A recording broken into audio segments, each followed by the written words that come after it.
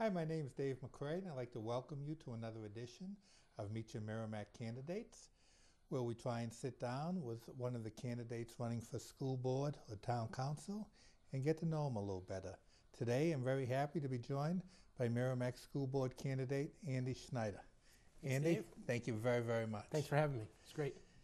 For those of you that haven't caught any of our earlier shows, just to tell you what we're about is we're here to learn about the individual. We're not here to discuss issues, political philosophies, or anything else. There'll be plenty of other shows going on in the next few weeks that will handle that. And also, for those of you who would like to know how the candidates stand on particular issues, you can go to Merrimack, www.merrimackvotes.org, www.merrimackvotes.org. But again, today with us, it's more or less like the old ABC show, up close and personal. Andy, I'd like to start right off with where you grew up. So, much to the chagrin of most of my schoolmates, I was not born in Merrimack, although it was close. I'm actually originally from the Midwest. Peoria, Illinois is where I was born. Lived there for about 6 years or so, and then my father got transferred to Ohio. And he was the kind of guy that traveled. You know, he'd leave on Monday morning, come back on Friday. So we lived in the middle near Springfield, near Dayton. So the routine was drop in the airport on Monday morning, pick him up Friday night. Got to visit Wright-Patterson Air Force Base where Gary Krupp was for a while. Quite a few times. It was real interesting because they got a great museum there. But in 1967, I actually moved to New England. My father got transferred up here, sort of the final time. And moved to Derry for a year, the year of 67, the year when I got addicted to the Red Sox in 67. Same with me. Right. Yeah. And then moved here actually in 1968. So I've been here in Merrimack since 1968. And I guess because my father moved so much, I never really grew up in terms of like things like Little League and all that stuff when I was there. It was really here, starting in 6th grade, that I really grew up and became part of. And that's what you were? You were in 6th grade? Yeah, 6th grade when I started. Sure, started the junior high in Merrimack and just sort of went from there. So. Okay, great. And you stayed here ever since? I've not left, aside from staying in a dorm room for off and on during my 4 years of college. I graduated from Merrimack in '75, went to UNH for 4 years, and was lucky enough to land a job at Digital in Merrimack. So I got to move back, live with my parents afterwards. So you're definitely a Merrimack kind of guy. You know, if you wipe out the first 10 years or so that I didn't live here, yeah, that's about right, yeah. Well, this next question I have for you is something I'm really looking forward to. There's only 2 of you candidates that are running that are from Merrimack, Okay. and Kevin Shea was the other one. And I'm curious again what you guys did growing up, in your case about 40 years ago, during the summers to keep out of trouble, and what you did with your free time. Well, you say keep out of trouble. I'm not sure that was necessary. Yeah, let's strike that one. So, I actually grew up in an area called Woodland Park. It's about, off of Joppa Road, Woodland Drive. And so it's about, a mile bike ride from here, from the middle of town. Most of the summers were riding bikes. I mean, everybody had a bike. You'd mow lawns to buy a better bike or whatever. But really, for me, the days were spent down at Twin Bridge Field, what's known as Bises Field now. But at the time, the field was there, the fences were there, but nothing around it was. And that's where all the kids in the neighborhood or kids from town would go and play pickup games. And we would spend the days, throwing to it and see if we could hit over the fence. And at the time, Connell, who did all the buses, had his buses parked over there. So the big treat was, could you hit one off of Connell's buses? And you'd have to run away and all that stuff. So you just show up and you pick teams? Yeah, you pick teams. It was just who was there that day, and the old days where you didn't have money for a bat, so if you broke your bat, you use screws to screw it back together and stuff like that. And then afterwards, we go to Kessinger's store right at the bottom of the hill here that's now where the mattress store is. The bike shop was there for years. Yeah. That was the stereotypical where you bought all your baseball cards and your soda afterwards and your snack, and we would just hang out in front, watch the traffic go by. Of course, at that point in time, I think it was still a flashing light, and the mobile station wasn't there. It was just a white house that was there, and the library was just a small building. So I didn't know that. Yeah, I mean, Connell's was there. The used car lot was there, but nothing else around. But I always thought the mobile station was there forever. Well, if you count forever since I've been here, then yeah, it's there. But yeah, no, because they built the mobile station. I think it was the early 70s they did. I have this recollection of being down on the edge where that White House is and watching a motorcade with Dick Nixon in the top of a limo waving. So that was either 68 or 72. So I think it was more likely 72. And the mobile station wasn't there at that Really? point. So was he president or running at the I time? can't, you know, I've tried to remember if he was running. I think he was actually president because I remember a motorcade and a limo with him going through, waving through the top of the limo. So I think it was 72 when he was rerunning, but it was a big deal. He went from, you know, landed in Manchester, was doing something in Nashville, and drove through pretty quick. But yeah, well, geez, I've heard of all the other candidates that have been here, and the first time I've heard Nixon. But then again, you go way back. Well, again, it's either 68 or 72, but he didn't really stop. He just sort of drove slow through. That was about it. So. But you were basically you were a park rat, for lack of a better word. It's really, you know, we would build. We had a wiffle ball stadium in one of my friend's yards. We named it Fenway Park Junior. We put a sign up where we put like 150 screws in. I don't know if the tree ever survived, but you know, where you play wiffle ball in the days you didn't want to go all the way down, or like in the fall when, you know, the field would be used by other people and stuff like that. But now I got one for you because you're the same era as me, and I've mentioned it to other people sometimes. And they don't know what I'm talking about. But did you guys ever play like screen ball when you only had 3 or 4 guys? Where you'd line up in front of the backstop, and like if it went by, the first level was a single, double, triple. Not really. What we tended to play, if it was just like 2 of us, we got one of those super pinky balls from like Child World at the time, which was around, and we'd take a step, a concrete step, and we'd throw the ball off of it, and you try to hit it off the point of the step. And depending how far it went, and if it went over the wood pile, it'd be like a home run or whatever. Oh, okay. So it was things like that. I mean, we didn't do exactly what you described, but you know, we of found other thing, kind of though. things, right? Yeah. All right.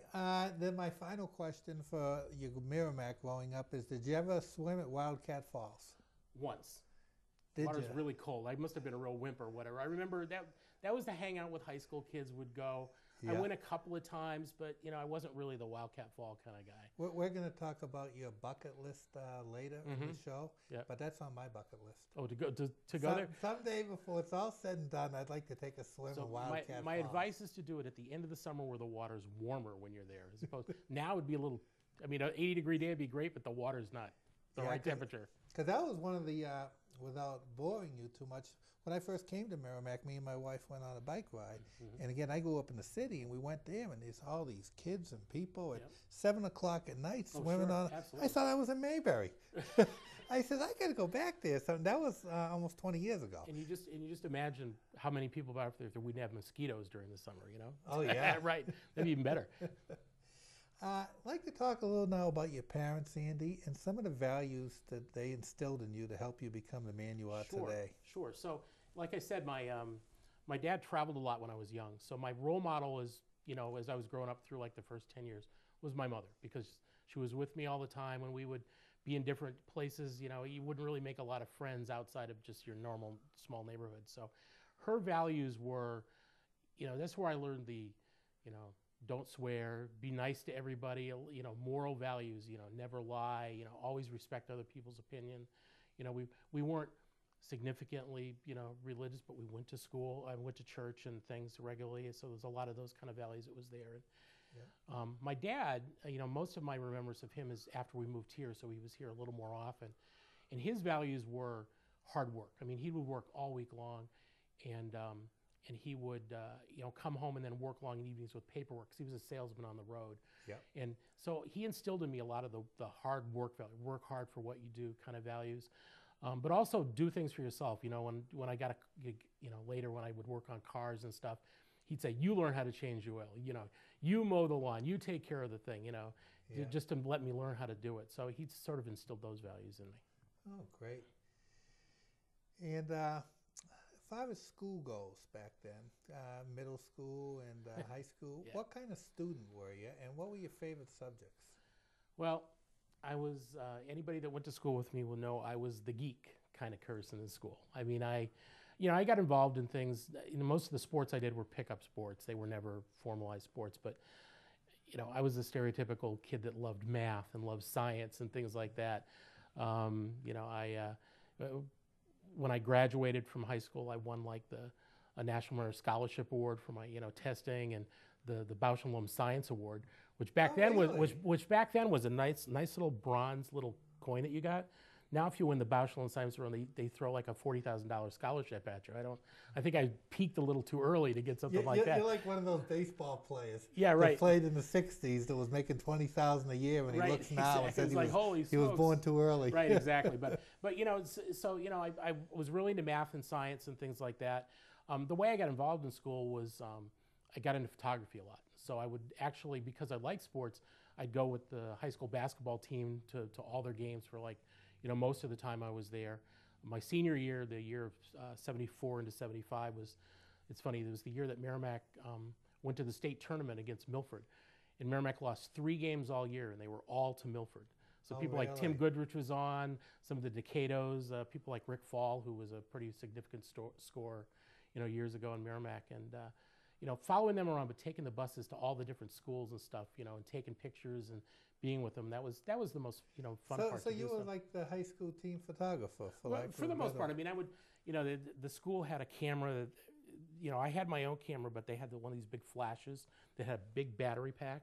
Yeah. And, you know, the players would say, stand underneath the basket, and when the opposing team comes for a layup, just hit the flash as they're coming down. I never actually had the guts to do it, but they kept asking me if I would.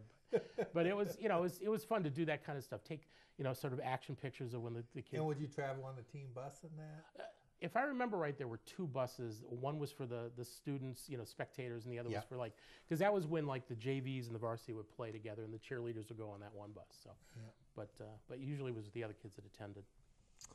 Okay, so you've kind of answered the 2 questions I asked. Is what kind of student you were, which was a pretty good one. Yeah. And your activity. So you weren't necessarily, were you in the band or anything like that? No, I personally wasn't. My kids are very musical, but I have no idea where they got it because it wasn't me. My wife will claim that she sung in college, so that's where, but I was never a music person. It was mostly, you know, pretty boring student stuff. I mean, I followed sports outside of school, but school activity was mostly academic kind of things. Yeah. Now, if you were to go back and pick, and again, it can be one memory, it can be a group of memories, but what would you say your fondest memories are growing up? Probably, you know, the summers. You described the summers. I mean, most guys will say that. The summers where you just woke up in the morning, got on your bike, threw the glove, you know, on the bat, went down, you know, played ball until you got tired, and then you got something to drink, and you went home, and you just crashed. I mean, those are the things that you remember. Yeah. I mean, there's memories from high school and things with my family I remember, but, you know, you always go back and say, I wish I could have the days where I just could go and play ball all day, you know, that kind of stuff. Yeah. That's the same with me too. I mean, it's nothing better, is it? Right. I mean, really, you go there right. and as long as you were home by dinner and you. Right, exactly. My mother had a bell, one of those big bells. When I lived in the Midwest, she had one because you could be a ways away, but here she'd have a bell, and you could hear all over the neighborhood. And if you didn't come, you missed dinner. That was it. So, yeah. But it's weird because, you know, all the things that I did as a kid are here in town. So people that live like in Indian Rock or people that live on Independence Drive, I say, oh, you should remember what I did when I was a kid in where your house is now or whatever, you know. So it's kind of weird living in town where you actually grew up. So yeah, so I mean, so you've really seen it. So you were here when it was 7,000 too, then. We moved here before Budweiser were here, before Colesman was here, back when Zyla's was the weekend thing for auctions, back when Lone Star Ranch was here. I mean, a lot of people don't remember that, you know, where people like Hank Williams and Patsy Cline and other big names would come. Even Johnny Cash, I think. Yeah, right. At one point in time, sure. But when we moved in, it was starting to get near the end. But it was the real big deal, you know, around then. All right. So you love baseball. You played baseball. You went to high school. You learned a few things, and now you're off to college. Where did you end up choosing to go? I went a long way away. UNH in Durham. Oh, really? It was, for me, it was a no-brainer because I was into math. I won a scholarship that was going to pay my tuition, but, you know, as opposed to picking an expensive school, I picked one that was fairly close to home because they had a good reputation for math and things like that. So, you know, and I'd never really been away. Asking, did you get like a full scholarship? Well, it's got to be relative.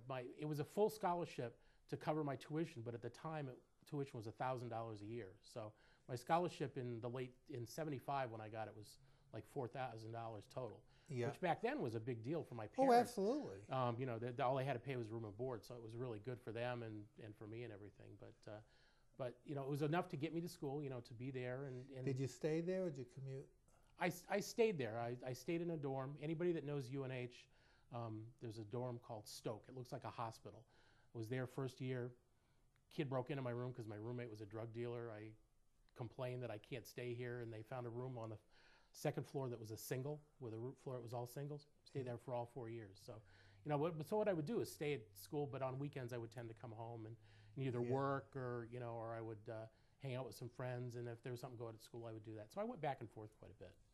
But I went there and went through math for the first 3 years and said, what am I going to do with math, and started getting into computers. So was that what, were you just basically a math major? Well, yeah, because back then when you were a math major, you didn't, typically people were actuaries or accountants or something, and that wasn't really floating my boat. And computers were, just starting in the mid to late 70s. So UNH had a good program. I went into computers, got my degree, and immediately so had you a job. did you get a degree in computer science? Math and computer science, yeah. So it was sort of a blended one. Yeah, like you say though, they hadn't been around for 20 years. Right. I mean, back when I was doing it, was on punch cards.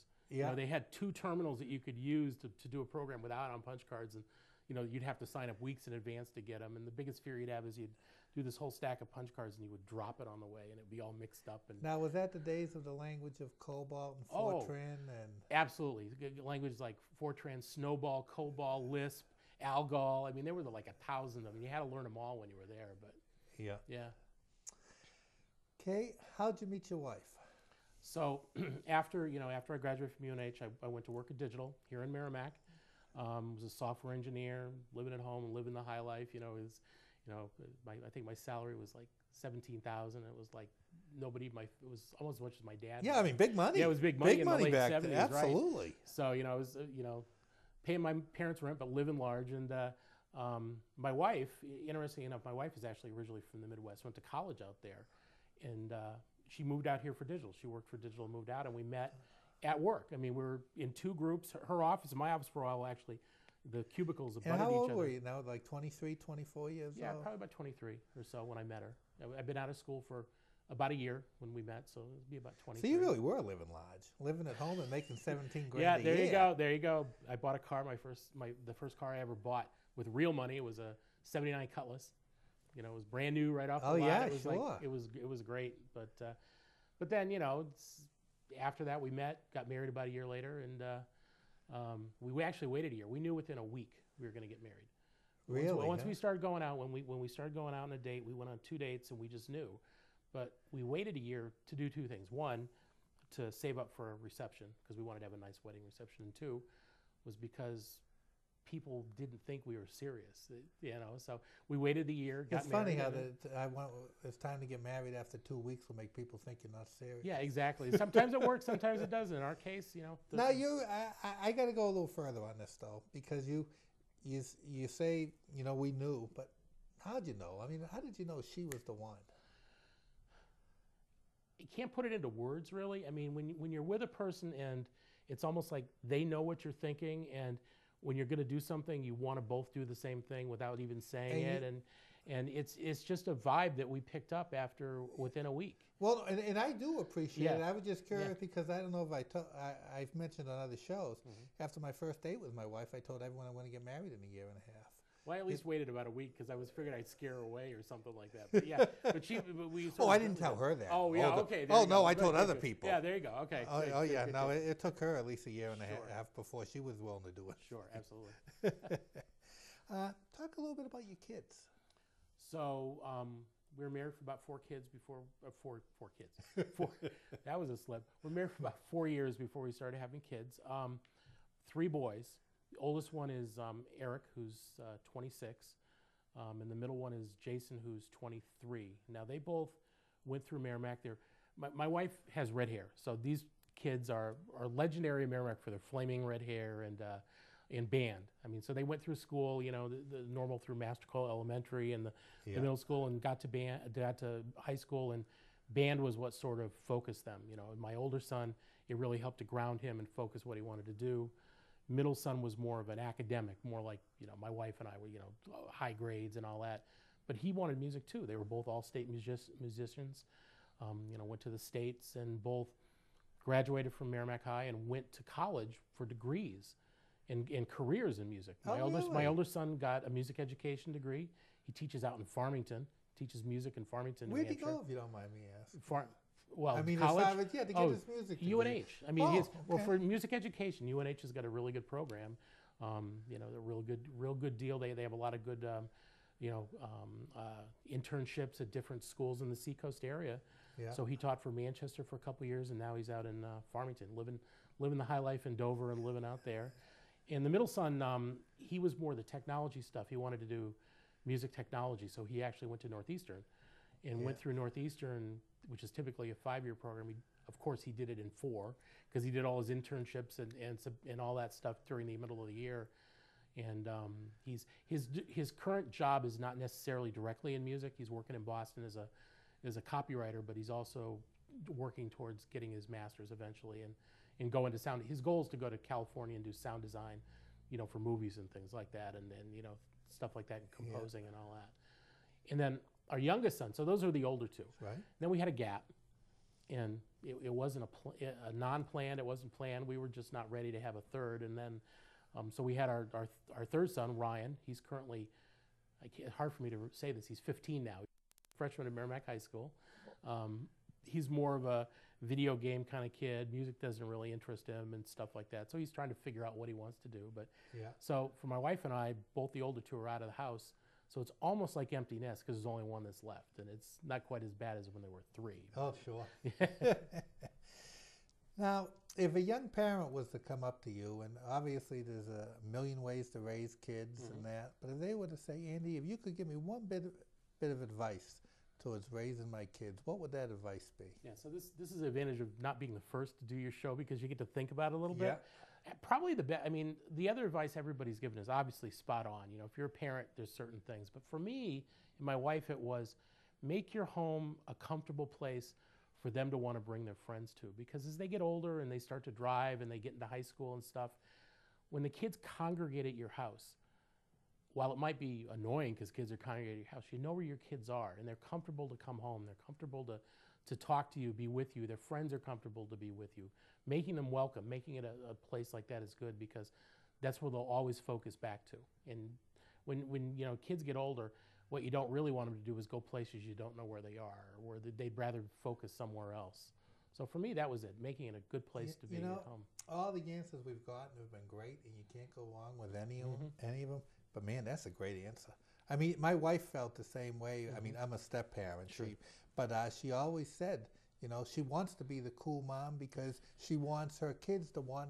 I mean, again, we're grandparents now, but she wanted them to be our house, and you know, and they were, and that's that way she knew where they were. But your answer, that's a great answer. Yeah, I mean, the thing is, you got to be careful because you don't want to be too cool because you don't want to be the place where they can get away with things either. There are rules that you have to abide by, but in general, if they can live with it, you know, we had a above ground pool for a while. It wasn't big, you know, so you get like an 18-foot pool and you'd have like 20 kids in it, so the water level would rise, overflow. They'd wash like a washing machine inside of it for a while, but it was just a place they hung out and could do what they wanted to. But again, in order to be the place where they come, you got to be a cool parent. Well, you kind of do. To an extent, you do. Because there's some parents that, you know, so they look, your kids feel uncomfortable. So you gotta, if the kids are gonna show, they gotta feel comfortable around it. Yeah, I'm sure most parents that watch this had kids that were graduating age in the 2000s, like between 04 and 07 when my kids graduated.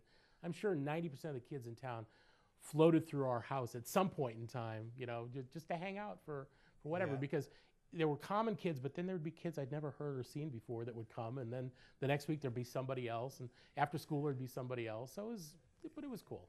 Oh, great. Now, let's talk a little bit about your involvement in the community. Sure. So, you know, for years, having lived in Merrimack so long, my involvement, you know, when I was young, my involvement was things like Boy Scouts. That was the thing I was into. I was one of the founding members of Troop 424 in Merrimack, with people like Bud Hahn and Anita Krager and Frank Dutton and people like that were around. We broke off at Troop 15 into 424, and it's kind of cool because we had the same 4 digits as the phone number. When you're a kid, that was really cool to do that. But I was involved there. You know, I went as far as like my Eagle, but never got it because I tried to do a project. The district didn't like it. You know, they didn't approve the project. So I did what every 18-year-old would do. I sort of flipped the finger. You showed them. Yeah, I showed them, and I didn't do it. Looking back, was it the best thing? No. But then, so I was involved in Boy Scouts during that period of time. When I had kids, it was a lot of coaching at MYA, involvement in MYA, mostly volunteering, chaperoning things at school, doing Camp Mytina and all that kind of stuff, being involved. In terms of involvement beyond that, it wasn't until when about the time that the town charter was passed, when the municipal budget committee got dissolved and the school budget committee came into play. Yeah. That was the first time I ever decided to get involved from a community sort of elected, involved sort of a position. So ran for school budget committee back then and been on it, for the last 5 years. So that was the first time I ever got politically involved in town. Other than that, I was just a consumer of the goods and a volunteer and tried to be a... Now, did you show up at deliberative sessions? Oh, yeah. Oh, I mean, the days you go to town meeting before SB2, you go to town meeting, you'd be there till 2 in the morning, and, it's... Yeah, I hear all those stories. I wasn't here during that. It was... some were boring, some would go fast, some were yawning, and when something contentious would come, it would get real nasty. Yeah. And my dad was one of those guys that would go there and throw things and stuff, it was like... But yeah. So almost like it is now. There's smooth elections and elections Correct. Not so smooth. That's correct. Nothing, everything goes in cycles and changes. You have, it's calm for a while and then it goes up. Yeah, absolutely. Yeah. Okay, we talked about your love of baseball, but right now, as you're not 12 years old anymore, if you could touch on what your hobbies are and what kind of sports you enjoy as a spectator.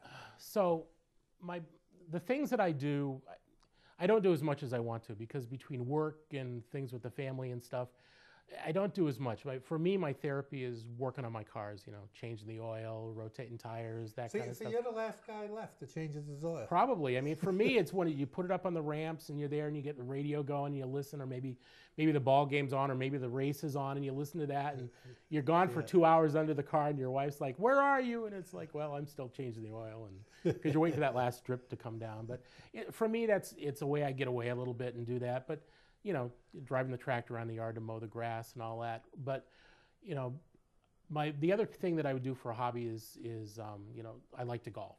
When I worked for Digital, we had a golf league, so we'd go out and at least once a week we'd go out and golf. And I did that for a lot of years. And when the kids came, it got a little harder because my wife, for a while, commuted into Boston, so I sort of gave that. So it's that kind of stuff. But I love sports. So do you get out now though, golfing at all? I haven't. It's actually not. It's been a couple years since I've been out. I'd love to go back out again, but it's just part of the problem is it's expensive too. I mean, it's not like the $4 we go for 9 holes. No. And, after work to go play 9 at Amherst. It's different now than it used to be. But for me, sports is still a big part to watch. I mean, I'm still addicted to baseball. I mean, once they started doing the spring training games, I'd sit and watch those. And probably my other passion from in terms of sports is NASCAR. And I started liking NASCAR back when I was a kid. My dad would take me to dirt tracks in Ohio when I was like 6 or 7.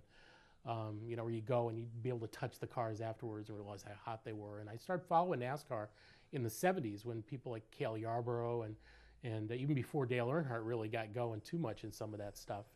Yeah. And even to this day, I still watch the races. And so you were there before it became popular. Oh, absolutely. Back here, it wasn't popular. Back before, I mean, and being from the Midwest, the other big thing was like the Indy 500. But it was like every Memorial Day. It was never on TV, so you'd always have to find the radio and listen. And we'd be all crushed around, going, what's going on? Who's winning?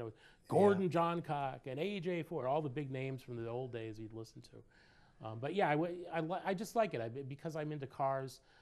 I just like the sound. I like to go to the track and smell the rubber, smell the exhaust and stuff. It's I don't know, maybe I'm weird, but it's invigorating to me. I don't think so. There's a lot of people that feel the way you do. Absolutely. And our last question out of this getting to know you segment is, how do you spend a typical Saturday? Well, it depends. A few years ago, Saturday was take the kids to music lessons and spend half the day in Manchester at Ted Herbert's doing lessons and things. And then the afternoons are usually at a soccer or baseball game, depending on what it was. Now that the older two are gone, my Saturday is whatever we want to make it. Sometimes it's going out to I'm going to say transfer station. It's not the dump anymore, because I remember when it was the dump. To bring the recycled oil, or to bring the recyclables, or if you've got those things that have been sitting in the garage forever, bring it. Yeah.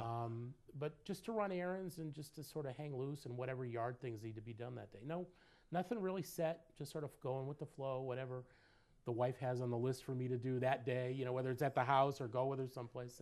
That's what you do. All right, well, great. Well, the next part I'd like to touch base on is we call it the lightning round. And what we're basically looking to do is ask 1 or 2 word questions and get some quick replies. Some will be real quick, some we might actually touch base on. But again, it's again trying to get into what makes Andy Schneider tick. Yeah. See if you can figure it out. I don't think many, you know, whatever. But go for it. Your first car. You had to bring up the bad one.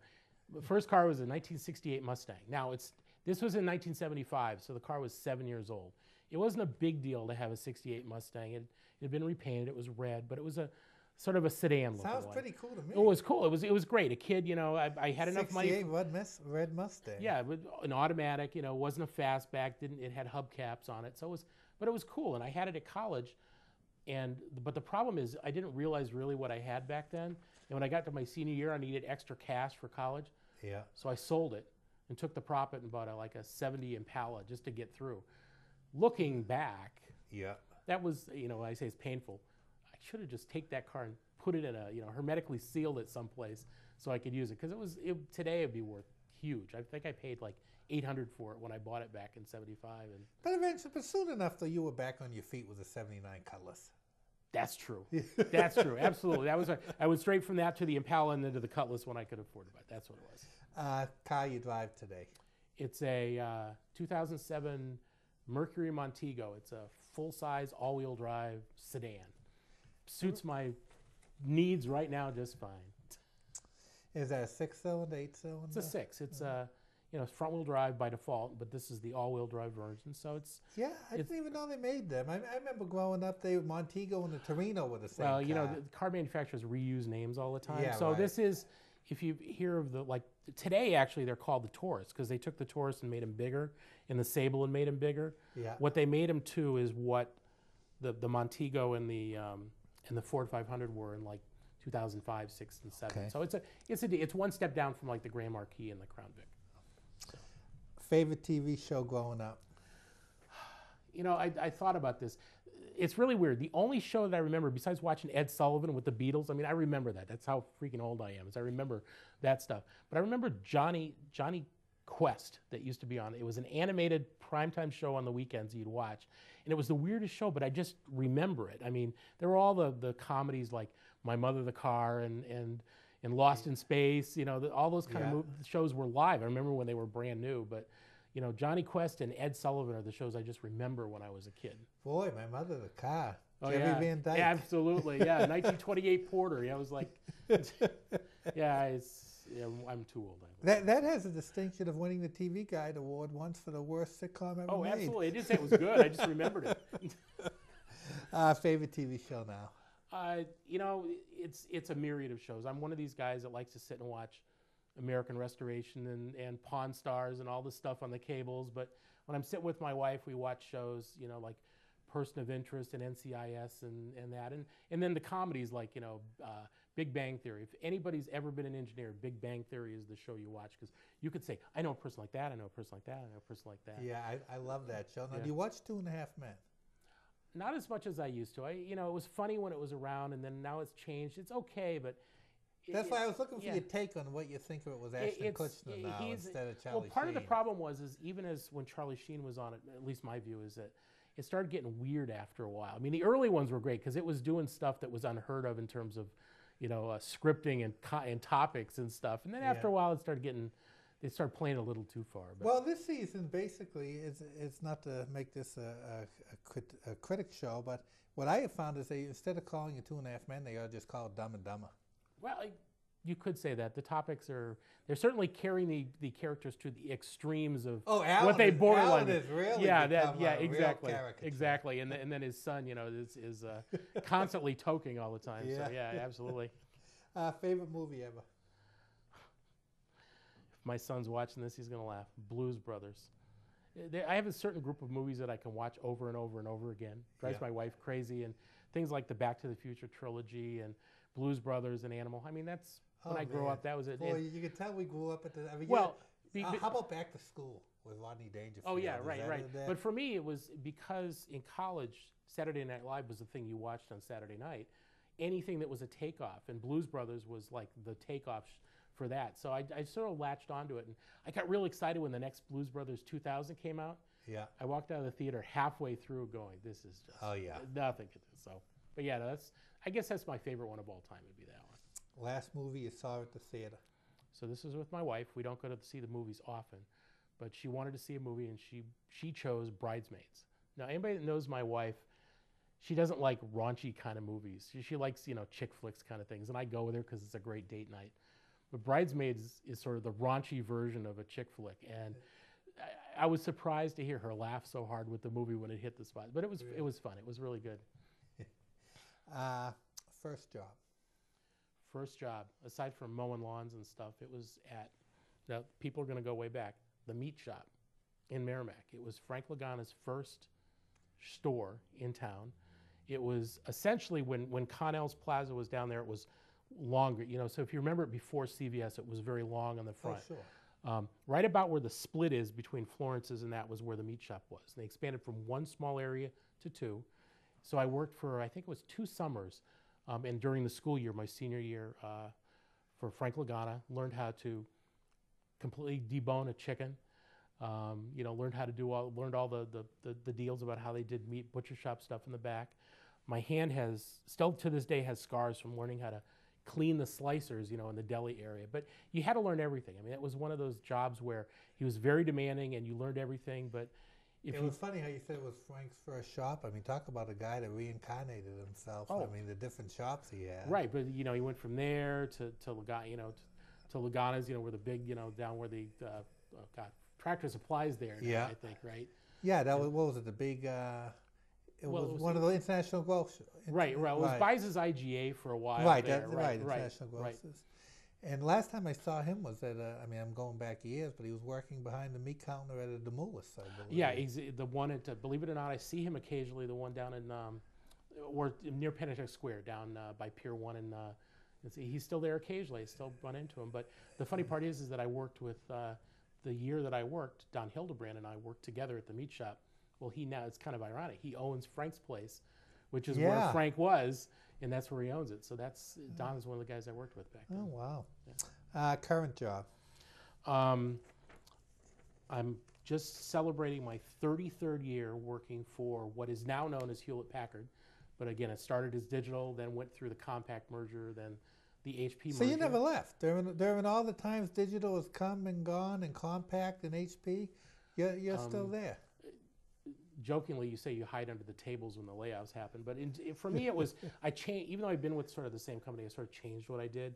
I've always been a software guy, but you change. You go from this kind of technology to this one, and to the point now where I work for a group out of California, but I do cloud stuff. You hear a lot about cloud. Well, this is the cloud that big companies use, big banks, big institutions use. So that's what I work, software infrastructure that does that. But I work out of my house. Digital. Yeah, I see it digital, I have it. HP closed almost all their facilities up here after all the mergers. And I worked in Nashua for years. And I've been telecommuting for, I think it's about 5 years now, just out of my house. So I never leave there. I mean, my commute is bringing my son to school in the morning and coming home. Now, how do you do with that? When I first did it, I had trouble with the discipline. I mean, eventually you either sink or swim. Well, but as far as, the separation of you're in your house and you're working, are you pretty good with that? You have to learn how to do it because the first thing I'll advise is you have to have a place to close a door to be away from. Because when other people are home and you need to have a meeting, you got to be in a place where you've got your work surface and your phone. You've got to be able to do that.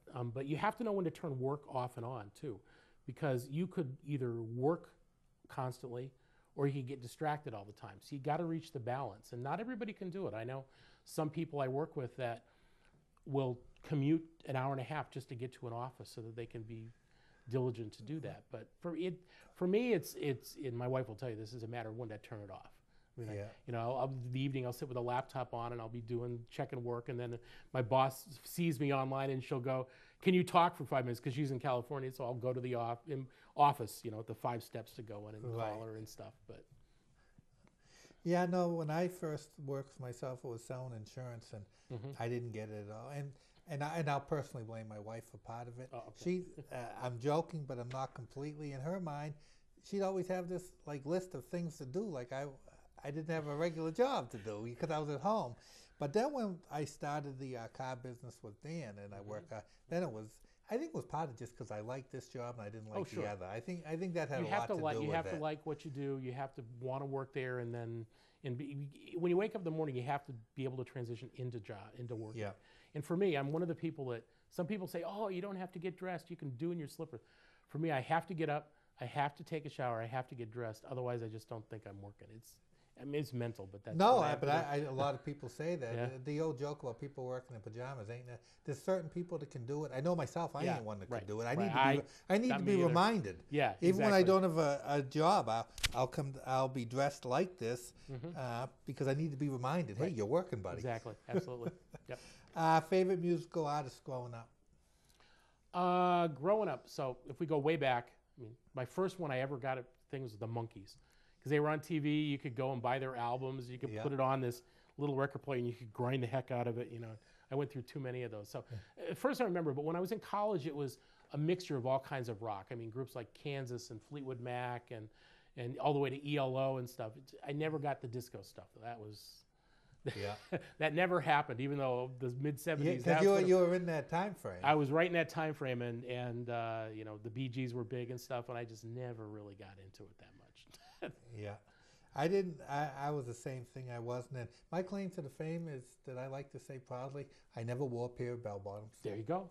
There you go. Absolutely. Favorite musical artist now?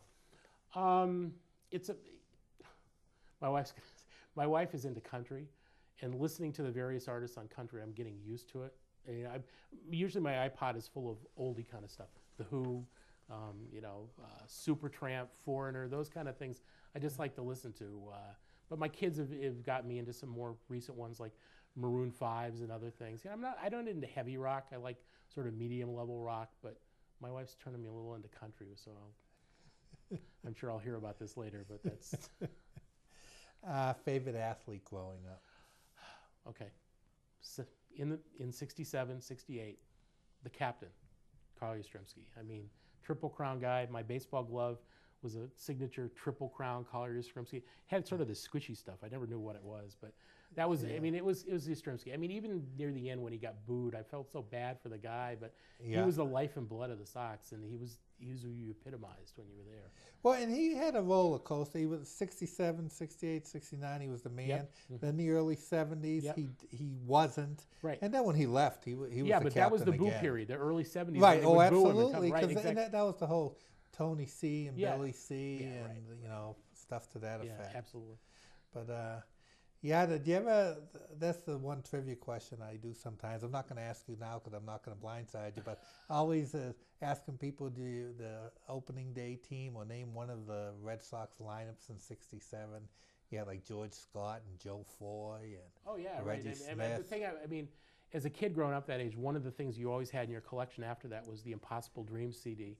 That was there, and you think of the thing, Billy Roar on the threshold, 2 men out. Yeah. Yastrzemski makes a tremendous catch, and they end up with Rico. Yeah, right. With Petrocelli steps back and he gets it, so those are what you remember. But yeah, I was just talking to someone yesterday, and I was saying, to this day, I'm still mad at Jim Lomborg for going skiing during the off season.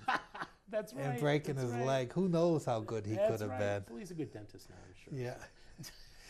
He's one of the celebrities I ran into at Logan Airport once when I was waiting, and I couldn't have asked for a better guy. He came over, he talked with me for 5 minutes, shook my hand, just a cool guy. Yeah, cool. Favorite book? I don't read a lot. People that know me know I don't read a lot. Most of the books that I remember are ones that I had to read in high school and college and stuff. And for me, the one that made the biggest impression was Lord of the Flies. And it's funny because my freshman is reading it now, but it was just such a great microcosm of kids creating a sort of an environment and then finding what the good and the bad was, and then when they come to rescue them, it's like, oh, did we do that? It was just real interesting, and to have my kids read it again sort of brought back the memories, and then you go watch the movie and all that kind of stuff. It was just, it had an impact on me when I read it. Last book you read? So the last book for, again, I don't read, so my wife's going to say, you don't read any books, but the last book I read for pleasure was something called The Last Lap. It was a NASCAR chronology of a bunch of famous drivers, and it had Dale Earnhardt stuff in it, so that was what drew me to it. The last book I read is a book called Understanding Agile. There's this thing called Agile development with Scrum training. Anybody that's an engineer will know what I'm talking about. So for work, I had to read this book on Scrum training. So that was the last book I actually read, but I wouldn't call that for pleasure. So. What's a Scrum? It's teams of engineers that do work. They're called Scrum teams, and they measure things, and I can't remember the terms, but the idea is that when engineers are working on a big project, instead of waiting until the end to have it all put together, it gets inserted and put together at integral points. So at any point you can say, I got a product. I may not do everything you want, but there's something you could utilize. Oh, okay. So that's the whole process behind it. And because I'm a product manager for engineers, I had to learn what it was all about. So then when they were telling me about it, I could understand what they were saying. So. Okay, we're at the last part of the show, which basically is the future. Mm-hmm. And the first thing I'd like to talk about is your personal goals, your bucket list, stuff you'd like to get done before it's all said and done. Well, it's interesting enough, 2 days before the election, I turned 55.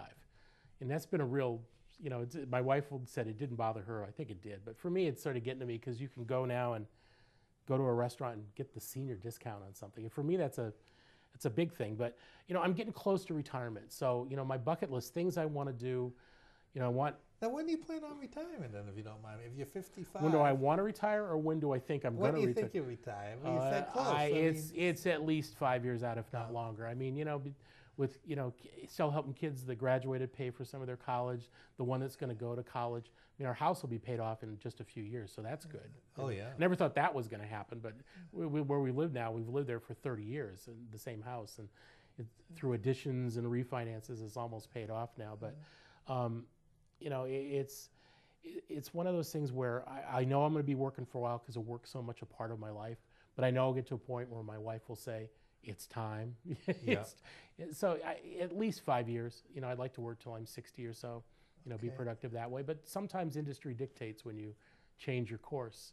So you have to be flexible enough to do that. But in general, what I want to do is when I start to get to retire, I want to retire here.